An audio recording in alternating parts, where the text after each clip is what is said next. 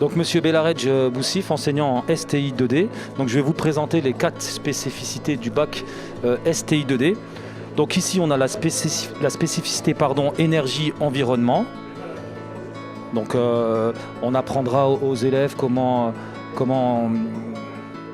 dimensionner par exemple des panneaux solaires, des batteries, les déperditions thermiques, tout ce qui tourne autour de l'énergie, comment optimiser les énergies dans les systèmes. On a ici la spécificité e-tech, innovation technologique et éco-conception, avec derrière un petit PC là-bas qui permet de faire du design avec le logiciel SolidWorks, qu'on ne voit pas très bien avec la présence des parents.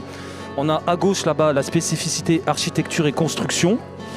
Et enfin ici, la spécificité SIN, système informatique et numérique, qui sera plutôt tout ce qui est programmation, électronique, tout ce qui touche et tout ce qui tourne autour de l'informatique. Alors le bac STI 2D, c'est un bac on va dire technologique qui est destiné aux secondes, qui sont intéressés par la technologie, bien évidemment. Et c'est un bac, on va dire, où la démarche pédagogique est plutôt une démarche inductive. On fera beaucoup d'activités et de ces activités, on en tirera des concepts. Donc c'est un public, on va dire, un profil d'élève qui est plus attiré par la démarche inductive. Voilà. Donc le bac STD2A est une formation en 3 ans. C'est une très ancienne section au lycée Loritz qui est assez convoitée. C'est une section dans laquelle on a 34 places. Un cursus en 3 ans, seconde, première et terminale, où vont progresser les heures destinées aux arts appliqués. Alors qu'est-ce que sont les arts appliqués ? Les arts appliqués, c'est les 3 domaines du design qui comprennent le design de produits, tout ce qui est objet lié à l'industriel ou à l'artisanal, le design d'espace, tout ce qui est aménagement intérieur ou extérieur, et le design graphique, tout ce qui est communication visuelle d'une entreprise, d'une image de marque, voire même de l'illustration. Nos étudiants peuvent aussi se destiner à l'école d'archi, éventuellement aux beaux-arts, c'est pas des parcours les plus fréquentés, ou ensuite passer des concours pour des grandes écoles telles que les arts décoratifs, la IR à Strasbourg. C'est des études dans lesquelles il faut être très curieux, passionné de l'art, du dessin, très engagé dans son travail, ça demande beaucoup d'heures de travail. Beaucoup d'enquêtes, de références, c'est un travail du quotidien où en fait il faut aller toujours chercher une nourriture culturelle importante pour avoir des idées et toujours être dans l'air du temps. C'est un métier qui est en plein renouvellement à l'heure actuelle puisqu'en fait le design change avec les problèmes écologiques, les problèmes économiques, les problèmes de matériaux. Et en fait, c'est un métier qui est en train de se redessiner complètement, puisque avant on s'adressait plutôt à la production d'objets, de produits, et maintenant je pense que c'est un métier qui va toucher carrément le dessin de notre société, les besoins usagers de nouveaux fonctionnements. On va plus loin dans le design à présent, puisqu'en fait on cherche à donner des réponses à notre monde actuel. Donc c'est des études avec des élèves qui sont riches de leur créativité, de leur passion, de leur spontanéité.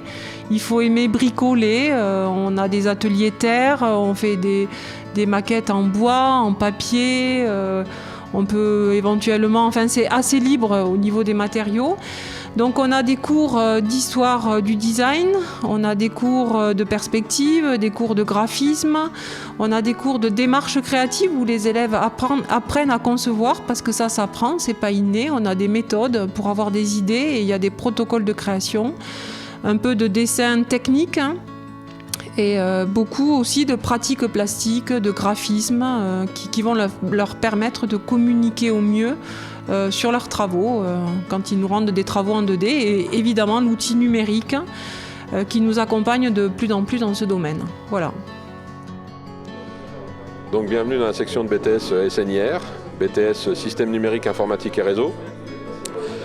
Donc ce BTS forme les étudiants sur les domaines de l'informatique, aussi bien réseau, développement, gestion de base de données, sécurité.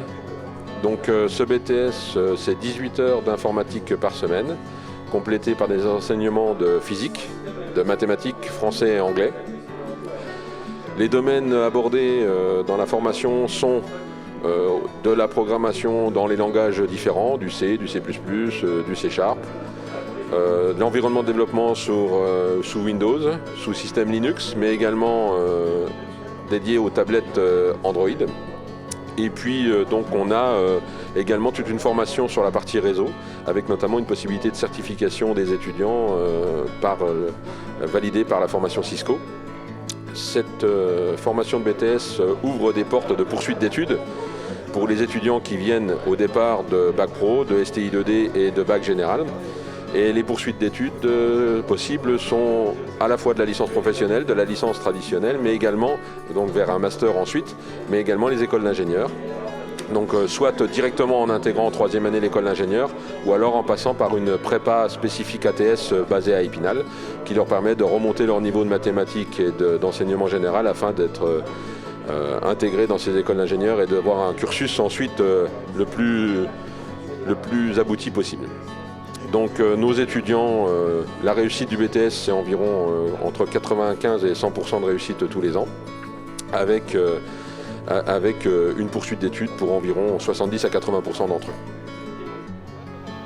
eux. Déjà, bonjour à vous, je me présente, je m'appelle Mickaël Poraz, donc je suis un élève donc, de BTS Fonderie, deuxième année en alternance. Et donc aujourd'hui je suis là pour vous parler donc, de notre BTS. Donc déjà le lieu où on est, donc c'est notre atelier.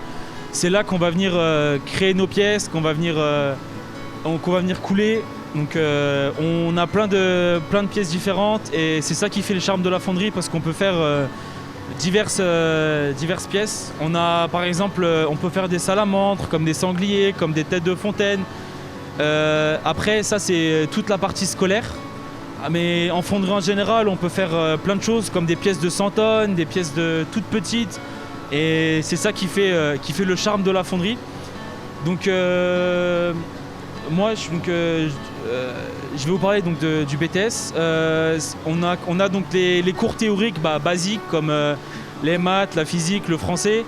Et on a donc d'autres cours qui sont spécifiés pour la fonderie comme le labo, comme plein de choses. Et c'est vraiment un domaine super intéressant à voir.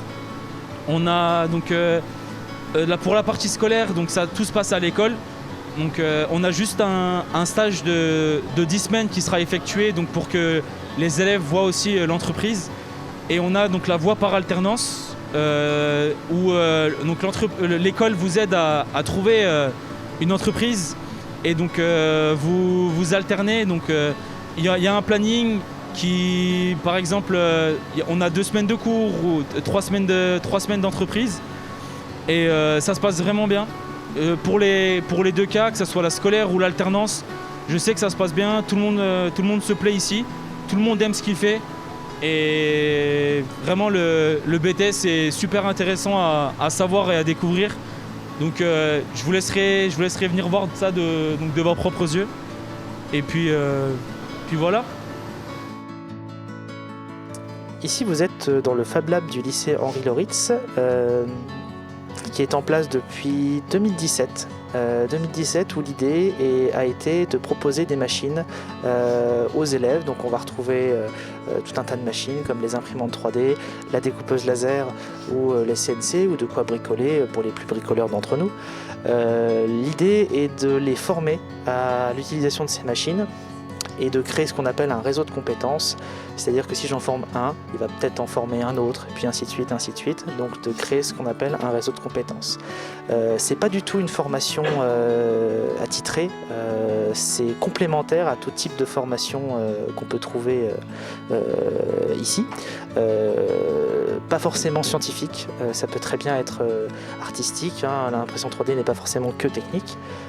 Donc l'idée c'est de leur proposer ces machines-là, de les former, qu'ils s'auto-même forment dessus et de les partager à tous ceux qui auront envie de perfectionner les compétences qu'ils ont déjà acquises lors de leur éducation.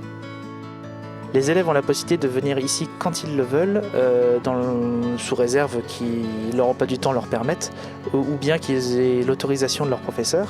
L'idée est qu'ils peuvent venir dans le cadre de projets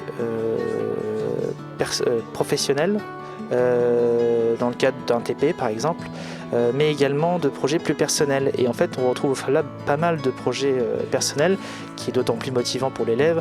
Je pense notamment au studio mobile, donc qui est un studio vidéo, peut-être un plateau télé portatif, qui est assez pratique, je dois dire, surtout en cette période numérique, mais également des machines-outils telles que la CNC qui a été construite par un élève, et également plein de petits projets numériques que les élèves partagent ici.